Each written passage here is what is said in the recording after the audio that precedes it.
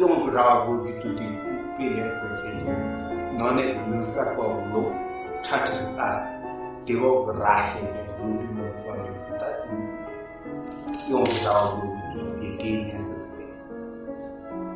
These are all names for one place, the world's most elevated land, a plateau the size of Western Europe and the birthplace of Asia's many great rivers.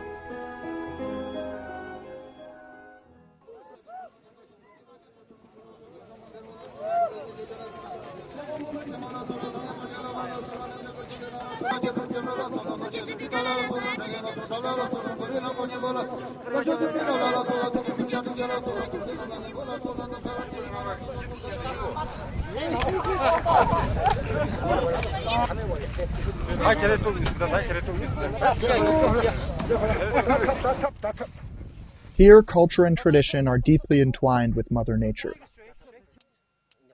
But now they face a problem.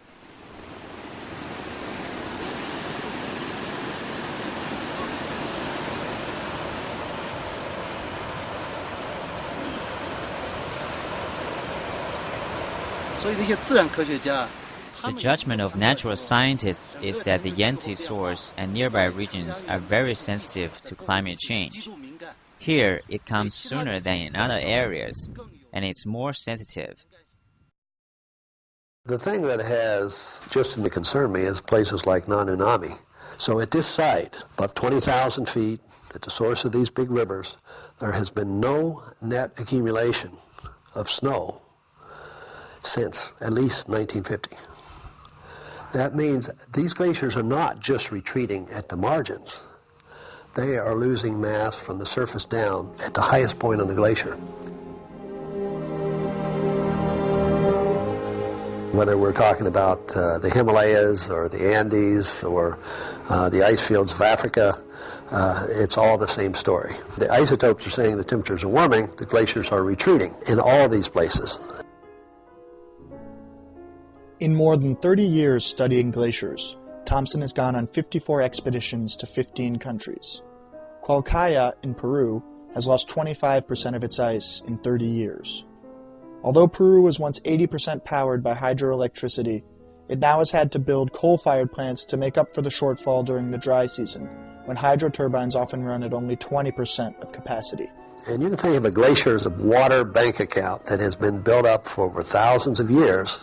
And in the 20th century, in the beginning of the 21st century, we are taking more out of that bank account than is being put in. And we know long term, pretty soon, it's gone.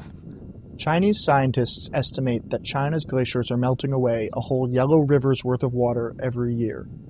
With the current trend, China will have lost 2/3 of its glacial ice cover by the end of this century.